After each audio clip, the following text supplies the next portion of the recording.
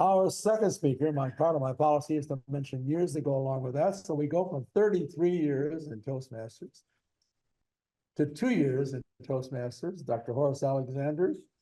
And would you come on up and begin? And there may be more to that story than I have already spoken, but I don't want to take his thunder away.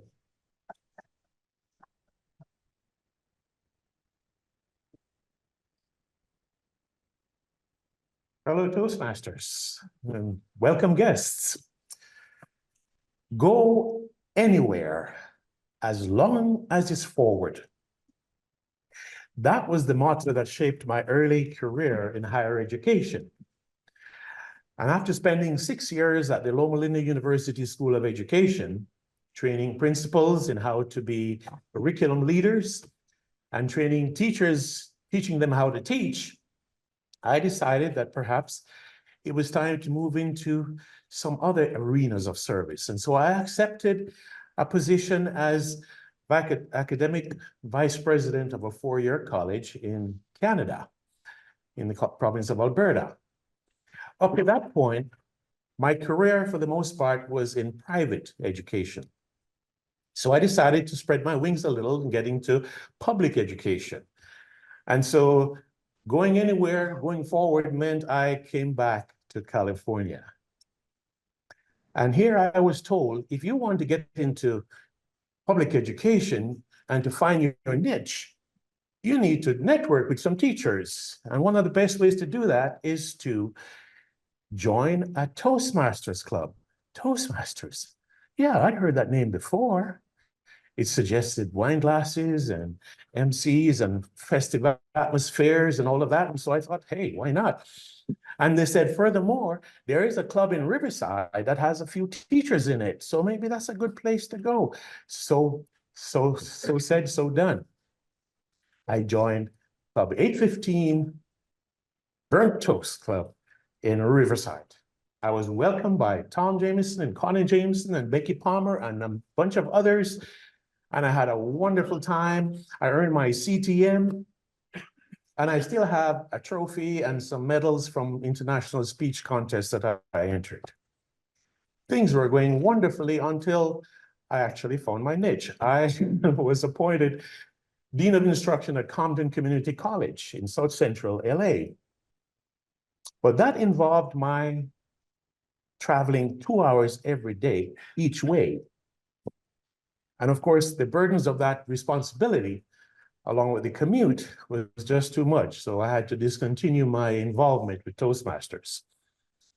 So after a while, I decided, you know, I need to move closer back home. I'm tired of this commute. So I came to San Bernardino Valley College, where for the next 20 plus years I served until my retirement in 2020.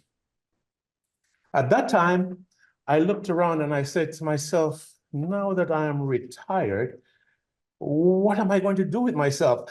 I'm used to having 100 plus students every single week, and here I am in retirement and I don't have an audience. What am I to do with myself? Furthermore, if you don't use it, you lose it.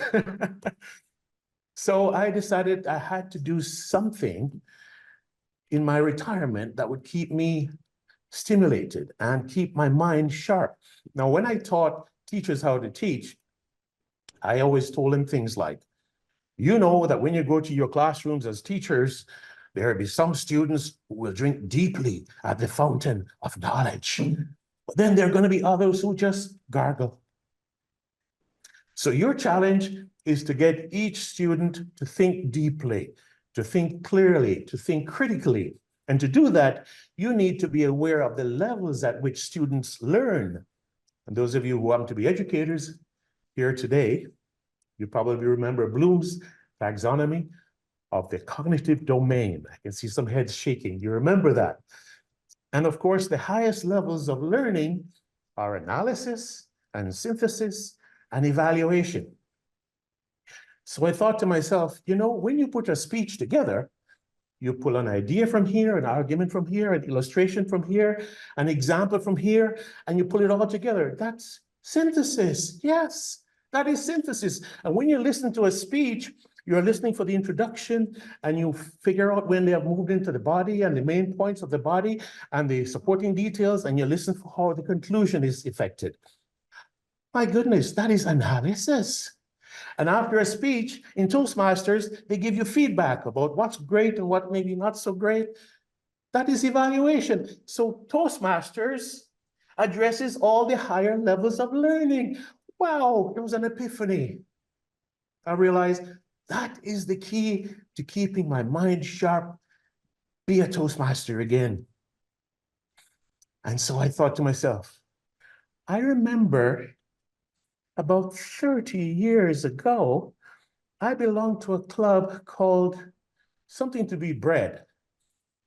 I didn't quite remember exactly what the name of the club's name was, but I decided to go and look online, and I saw a listing of, burnt toast. There it was. There is burnt toast. Now, is it possible that after 30 years, those folks are still, is that club still functioning? And those folks I knew back then, come on, I knew I went to other places and did other things. What is the chance that those people or any of them would still be there? So there was a contact number. And I saw the name Jameson, and I said, oh boy, I don't know.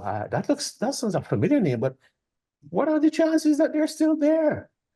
So I picked up the phone, half expecting to hear a message that says, oh, we're sorry. The number you have reached is no longer in service. But no, instead of hearing that, when I dialed the number, I heard a pleasant hello. It was Connie Jameson.